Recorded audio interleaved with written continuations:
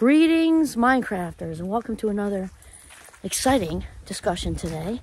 My name is Kimberly Quinn, and I'm so excited to cap off that last conversation about imagination versus knowledge. And we talked about, imagination being key to creating the life we want to live, because after all, we are the authors of our own scripts and the, captains of our own ships and all that stuff. That is just all true when we are in connection with the divine source. Call it what you want: God, source, higher power, universe, whatever's created all this, right? Call it whatever you want. So we're in connection with that. We're in alignment with that, with our personality and signature strengths.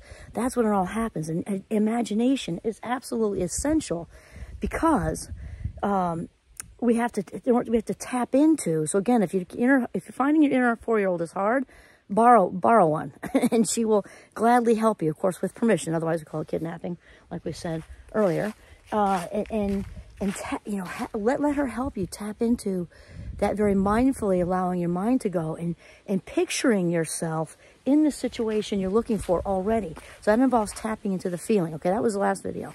The feeling of you've already gotten the promotion or landed the wonderful partner that walked into your life, or that house you've had your eye on forever, or, with the travel, whatever it is, to tap into that feeling of, I already have it, and I'm so grateful. My gratitude is overflowing.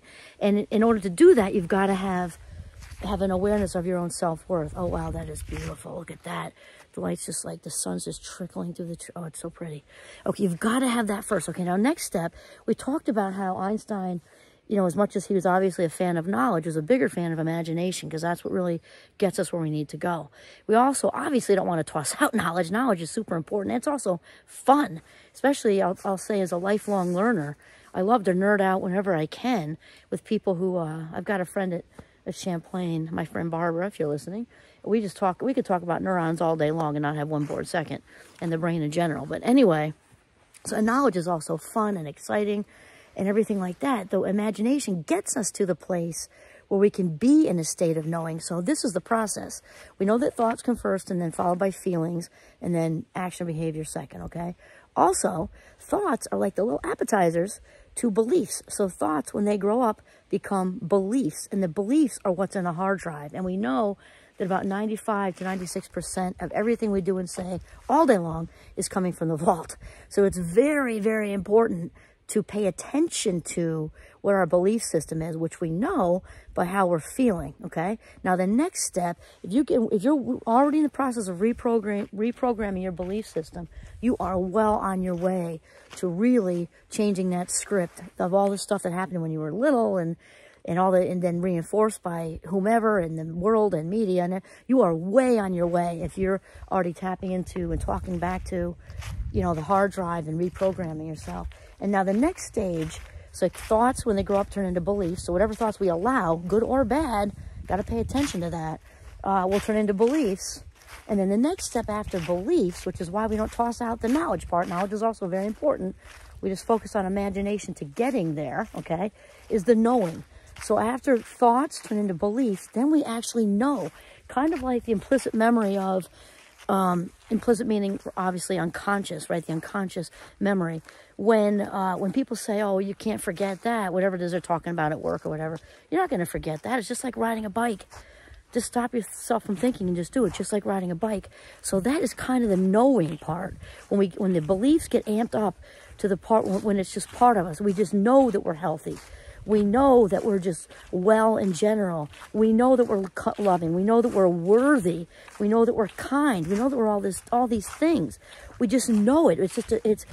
I'm usually not big on assumption making. This is different, because this is really more of an internal, solid part of your bone marrow, hard drive, knowing that whatever it is, that you are worthy. That you're worthy, whatever it is you're trying to manifest, and that it is so possible. It is absolutely so possible for you, and you're kind of in that. So this is very, very important to get to this place of knowing. So thoughts, right, that we allow in. We don't want to let the negative and all the self-doubt stuff happen, because then it goes the other route, right? So the thoughts, control them, allow them when they're positive. Definitely take a big step back from anybody who's trying to tell you otherwise. that you can't do this or can't do that. That's really not your strength. Just politely duck out, or maybe not so much if they're totally rude about it, then maybe not so politely. But get away from those people. You want to surround yourself with people who lift you up and also, support your imaginative journey and support you in getting to this place of knowing that you're well, knowing that you're worthy of that promotion, knowing that you are on your way professionally to big, big things. You might not know exactly what they are, but you can feel it. You can feel your next move coming because you believe that that your personality, your signature strengths are all aligned, and you don't know what it is maybe, but your next move is going to be great, and you're excited, and you're feeling the gratitude for whatever all that abundance is that's about to land in your lap. Okay, that's it.